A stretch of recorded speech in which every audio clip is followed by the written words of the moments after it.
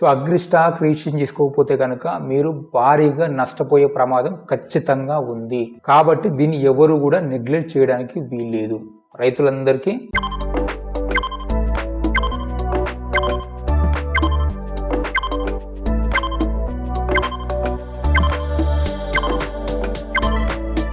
Agri stock.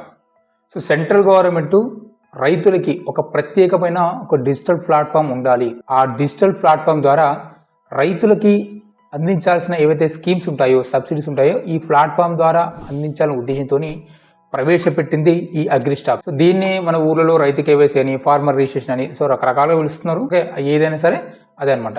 దీనికి సంబంధించి ఇప్పుడు ఈ అగ్రి స్టాక్ అనేది ఇప్పుడు కాదు, దాదాపు 2.5 సంవత్సరాలు 3 సంవత్సరాలు అయిపోయింది దగ్గర ఇంచుమించు స్టార్ట్ అయ్యి కూడా. గవర్నమెంట్ కూడా ఈ ఫార్మర్ రిజిస్ట్రేషన్కి రిజిస్ట్రేషన్ చేయించుకోవాలి ఖచ్చితంగా చెప్పేసి ఆర్డర్స్ ఇవ్వడం, దానికి సంబంధించి ఏఓలు ఈ అగ్రికల్చర్ ఆఫీసర్లు ఎవరుతున్నారు వాళ్ళ ఐడి ద్వారా ఫార్మర్ రిజిస్ట్రేషన్ చేయడం, లేదంటే వాళ్ళు థర్డ్ పార్టీ పర్సన్ పెట్టి కూడా చేయించుకున్నారు. సరే, వేరే విషయం అనుకోండి. సో ఈ లెక్కను చూస్తే దాదాపుగా తెలంగాణ రాష్ట్రంలో ఒక 50% వరకు మాత్రమే రిజిస్ట్రేషన్ అయినాయి. ఇంకా 50% రైతులు ఈ అగ్రి స్టాక్ సంబంధించి పెండింగ్ లో ఉన్నారు. సో అందుకని ఈ తెలంగాణ ప్రభుత్వం కూడా ఈ ఒక రిజిస్ట్రేషన్ అనేది మనకు పెంచడం కోసం అనేది సిఎస్సి కూడా అటాచ్మెంట్ చేయడం జరిగింది. సో సిఎస్సి ద్వారా కూడా ఇప్పటివరకు ఒక 12% అయితే ఇంక్రీజ్ అవ్వడం జరిగింది ఫార్మర్ రిజిస్ట్రేషన్ అనేది. ఇక్కడ ఒక విషయం గమనించాల్సింది ఏంటంటే, చాలా మంది రైతులకి ఇంకా ఇప్పటికీ కూడా అగ్రి స్టాక్ ఉంది, దీన్ని ఖచ్చితంగా రైతులు రిజిస్ట్రేషన్ చేసుకోవాలనే విషయం కూడా చాలా మంది తెలీదు. ఈ రైతు రిజిస్ట్రేషన్ ఖచ్చితంగా చేయించుకోవాలి ప్రతి రైతు అనే విషయాన్ని కరెక్ట్ గా ఫోకస్ చేయలేదు. ఈ అగ్రి స్టాక్ అయితే ఈ ఫార్మర్ రిజిస్ట్రేషన్ చేసుకున్న వాళ్ళకు వచ్చే బెనిఫిట్ ఏంది, చేసుకోని వాళ్ళకు వచ్చే నష్టం ఏందని ఈ విషయాన్ని కూడా పెద్ద క్లారిటీ లేదు ఎవరికి. ఆయన ఏదో లేదు కేవైసీ అంటలే అని చెప్పేసి లైట్ తీసుకుంటున్నారు. కానీ సో ఈ రోజు ఈ వీడియోలో ఈ అగ్రి స్టాక్ యొక్క ఉద్దేశం ఏంది, గవర్నమెంట్ దీన్ని ఎక్కడ తీసుకెళ్తుంది, అంటే వ్యవసాయ భూమి కలిగినటువంటి రైతులు దీంట్లో కనుక రిజిస్ట్రేషన్ చేసుకోకపోతే వాళ్ళు ఎలాంటి నష్టం పొందుతారని చెప్పేసి ఈ వీడియోలో డిస్కషన్ చేద్దాం. ఈ అగ్రి స్టాక్ అనేది ఒక డిజిటల్ ప్లాట్ఫామ్ ద్వారా ప్రతి రైతుకి ఏదైతే సబ్సిడీ రుణాలు కానీ, పిఎంఓ డబ్బులు కానీ, రైతు బంధు, రైతు భరోసా, ఆ తర్వాత యూరియా కానీ, తర్వాత ఒడ్లు కొనడం కానీ ఇవన్నీ కూడా లింకప్ చేయబోతుంది అనమాట. ఒకవేళ కనుక రైతులు ఎవరైతే ఉన్నారో మీరు కనుక అగ్రి స్టాక్ రిజిస్ట్రేషన్ చేయించుకోకపోతే మీకు ఫస్ట్ నష్టం ఏంటంటే, ఈ అగ్రి స్టాక్ అనేది రిజిస్ట్రేషన్ చేసుకున్న రైతులకి ఒక ఐడి కార్డు ఇస్తారు. ఇప్పుడు మన దేశంలో ప్రతి ఒక్కరికి ఒక ఆధార్ కార్డు ఉంది, అంటే ఒక అడ్రస్ ప్రూఫ్ కింద. సో అలాగే రైతులకు కూడా ఒక 16 నెంబర్స్ యూనిక్ ఐడితోని ఒక ఐడి కార్డ్ అనేది ఇవ్వడం జరుగుతుంది. ఈ ఐడి కార్డు ఏంటి అంటే ఈయన రైతు, ఈయన ఫార్మర్ అని తెలపడానికి అనమాట. ఆ ఐడి కార్డులో ఫార్మర్ డీటెయిల్స్ ఉంటాయి, కేవైసీ డాక్యుమెంట్స్ ఉంటాయి, కాంటాక్ట్ ఇన్ఫర్మేషన్ ఉంటుంది, ల్యాండ్ డీటెయిల్స్ ఉంటాయి, బ్యాంక్ డీటెయిల్స్ యాడ్ అవుతాయి, అంటే ఎవ్రీథింగ్ ఉంటుంది అనమాట. అంటే రైతుకి ఉండాల్సిన ఏవైతే డాక్యుమెంట్స్ ఉంటాయి అవన్నీ కూడా దాంట్లో ఆ కార్డులో నిక్షిప్తమై ఉంటాయి. సేమ్ మనకి ఇప్పుడు ఆధార్ కార్డు ఉంటే ఎట్లా ప్రతి దాంట్లో మనం ఆధార్ కార్డు ఇస్తున్నాం కదా, సేమ్ అలాగే రైతులు కూడా రేపు భవిష్యత్తులో ఏది కావాలన్నా సరే ఈ యొక్క ఫార్మర్ ఐడి కార్డు అవుతుందో ఆ కార్డు చూపించాల్సిన పరిస్థితి వస్తుంది. అయితే దీంట్లో చాలా మంది నెగ్లెక్ట్ చేస్తున్నారు రైతులు. అంటే నేను అబ్జర్వేషన్ బట్టి అయితే అదేదో పార్టీది, అదేదో బీజేపీ పెట్టారు, అదే స్టంట్, అదేదో చెప్తున్నారు. కానీ ఇక్కడ అందరూ ఒకటి అబ్జర్వ్ చేస్తే, మరి ఇప్పుడు ఆధార్ కార్డు ఉంది, ఆధార్ కార్డు అనేది కాంగ్రెస్ పార్టీ ఉన్నప్పుడు ప్రవేశపెట్టింది 2011, 2009లో. మరి 2009లో ఇచ్చినటువంటి ఈ ఆధార్ కార్డుని తర్వాత వచ్చిన అన్ని పార్టీలు అంటే బీజేపీ వచ్చింది కాబట్టి బీజేపీ 10 నుంచి 12 సంవత్సరాల నుంచి ఆధార్ కార్డునే వాడుతుంది. దేనికైనా సరే ప్రతి స్టేట్ గవర్నమెంట్ ఆధార్ కార్డునే వాడుతుంది. కానీ ఇక్కడ అర్థం చేసుకోవాల్సిందంటే ఇది పార్టీకి సంబంధించినది కాదు, రిజిస్ట్రేషన్ రైతుకు సంబంధించింది ఒక డిజిటల్ ప్లాట్ఫామ్, ఇది ఎప్పటికీ ఉంటుంది. అయితే ఒకవేళ మీరు రిజిస్ట్రేషన్ చేసుకోకపోతే కనుక మీకు భవిష్యత్తులో మీరు ఒక రైతు అనే గుర్తింపు అనేది రద్దు అవ్వడం జరుగుతుంది. మీరు అనుకోవచ్చు, అదేంటి నాకు భూమి ఉంది, నేను వ్యవసాయం చేస్తున్నాను కదా, నన్ను రైతుల కింద తీసేయడం ఏంది అని అనుకోవచ్చు. అది ఏంటంటే సిస్టమ్ అంతేది. మనం ఒక సిస్టమ్ ప్రవేశపెట్టినప్పుడు దానికి అనుగుణంగా మనం ఫాలోఅప్ కావాల్సిందే. మీరు ఒకవేళ రిజిస్ట్రేషన్ కాకపోతే మీకు ఐడి కార్డు రాదు, మీరు ఫార్మర్గా గుర్తించబడరు.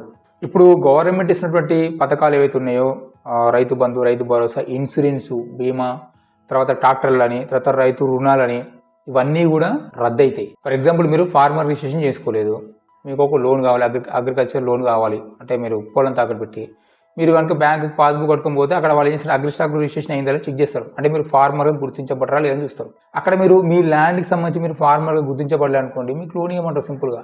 సో ఇదే జరగబోతుంది. సెంట్రల్ గవర్నమెంట్ డేటాబేస్లో కనుక అంటే అగ్రి స్టాక్లో కనుక మీరు ఫార్మర్గా గుర్తించబడలేదంటే మీకు ఇన్సూరెన్స్ కూడా రాదు. తర్వాత ఇప్పుడు మన తెలంగాణ తెలుసు, యూరియా ఆ యూరియా తిప్పలు బాగా ఉన్నాయి. యూరియా బుకింగ్ కోసం కూడా చాలా మంది ఇబ్బంది పడుతున్నారు. సో మీరు కనుక అగ్రిస్టాక్లో రిజిస్ట్రేషన్ చేసుకోకపోతే మీకు యూరియా కూడా బుక్ అవ్వదు. ఇది రాబో రోజుల్లో జరిగే సిచ్యువేషన్ చెప్తున్నాను నేను. అలాగే మీ ఒడ్లు కూడా ఎవరు కొనరు. ఇది కూడా రాబో రోజుల్లో ఖచ్చితంగా ఇంప్లిమెంట్ చేస్తారు. సో అందుకని ఖచ్చితంగా రైతన్నలు ఎవరైతే ఉన్నారో మీకు కనుక వ్యవసాయ భూమి ఉండుంటే 100% మీరు అగ్రిస్టాక్ రిజిస్ట్రేషన్ చేసుకోండి. లేదంటే భారీగా నష్టపోతారు. తర్వాత ఇప్పుడు రిజిస్ట్రేషన్ స్టాప్ చేసిన తర్వాత మీరు మళ్ళీ తిరగాలన్నా ఇక పరిగెత్తాల్సిందే. అక్కడ ఏమో ఒకసారి ఏమో ఏవో దగ్గర పోవాల్సిందే, ఒకసారి ఏమో మళ్ళీ ఏమో దగ్గర పోవాల్సిందే. తర్వాత అన్నీ తిరగాల్సి వస్తుంది. తర్వాత మీరు రైతన్ని చెప్పడము, ఆ తర్వాత దాంట్లో మళ్ళీ వెరిఫై చేయడం, ఇవన్నీ కథలు ఉంటాయి. ఎందుకంటే చూస్తున్నాం కదా, ఒకప్పుడు యూరియా అనేది ఒక ఆటో ఫోన్ చేస్తే 10 బస్సులు అంటే 10 బస్సులు తీసుకొచ్చి పొలంలో ఇష్టోళ్ళు. కానీ ఇప్పుడు అట్లా కాదు కదా. యాప్లో బుక్ చేసుకోవాలి. నువ్వు చదువు రాకపోని అది కూడా phase 1 phase 2 కింద పెట్టడము. ఫేస్ నీకు ఒక 5 ఎకరాల భూమి ఉందంటే 3 ఫేస్ల కింద ఇస్తారు. 2 బ్యాగులు ఇట్లా అంటే చెప్తున్నా. అట్లాంటి సిచ్యువేషన్ వచ్చింది. మరి ఇప్పుడు ఇంతకుముందు లేకుండా ఇప్పుడు వచ్చింది. సో అలాగే ఈ అగ్రిస్టాక్ రిజిస్ట్రేషన్ కనుక మీరు చేసుకోకపోతే రైతులు ఎవరైతే ఉన్నారో రేపు భవిష్యత్తులో కూడా మీకు ఏది రాదు. ఒక ఇంపార్టెంట్ న్యూస్ ఏంటంటే ఇప్పుడు మన తెలంగాణలో రైతులకి ఉచిత కరెంట్ ఇస్తున్నారు. ఈ ఉచిత కరెంట్కి సంబంధించి కూడా బీజేపీ అధికారులు ఉన్నప్పుడు ఈ మీటర్లు పెట్టాలి రైతులకి అని చెప్పేసి ఒక ప్రపోజల్ తీసుకోవడం జరిగింది. అప్పుడు ఉన్న కేసీఆర్ గవర్నమెంట్ దాన్ని రిజెక్ట్ చేసి మేము పెట్టము మీటర్ అని చెప్పేసి చెప్పడం జరిగింది. కానీ ఇప్పుడున్న ఈ కాంగ్రెస్ పార్టీ ఏంటంటే ఈ మీటర్ సిస్టమ్ని తీసుకురావాలని చెప్పేసి ఆలోచిస్తున్నట్టు తెలుస్తుంది.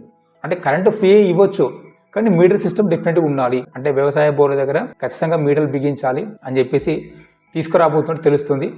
అయితే ఇప్పుడు ఈ అగ్రిస్టాక్లో రిజిస్ట్రేషన్ వర్క్ చేసుకున్నారు వాళ్ళకి మాత్రమే ఫ్రీ ఇచ్చి మీరు అగ్రిస్టాక్లో రిజిస్ట్రేషన్ చేసుకోకపోతే కనుక మీకు మీ దగ్గర డబ్బులు వసూలు చేసే అవకాశం కూడా ఉంది. సో అందుకనే మీకు ఫ్రీ కరెంట్ రావాలన్నా అది నిత్యం ఉండాలన్నా సరే మీరు అగ్రిస్టాక్లో రిజిస్ట్రేషన్ చేసుకోవాల్సిందే.